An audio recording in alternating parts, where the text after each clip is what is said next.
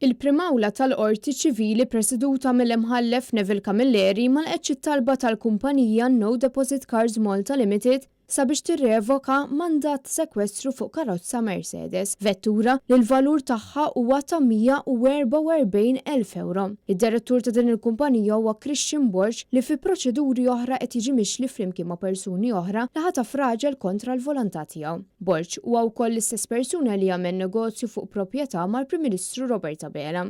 F'dan il-mandat ta' sekwestru qed jingħad li l-kumpanija ta' Borch naqset milli tonora l-ftehim tagħha ma' Marija Lourdes Fenech dwar karozza li kienet se tuża għan-negozju tagħha. Fl-aħħar tas-sena tal-2020 il-kumpanija ta' Borch iffirmat kontratt ma' din il-mara, kuntratt ta' hire purchase għall-karozza. Il-ftehim kien li hija kellha tħallas pagament ta' 1,200 euro kull xahar. Madankollu l-kumpanija m'għaddiex il-karozza u fit-28 Ottubru tal-2021 talbet u kisbet il-ħruġ ta' mandat ta' sekwestru li jkopri somma ta' iktar minn 100,000 euro. Il-qorti qalet li hija tal-femel li ma' daqqatajn Fenech għandha bażi ta' pretenzjoni li trid tingħata attenzjoni.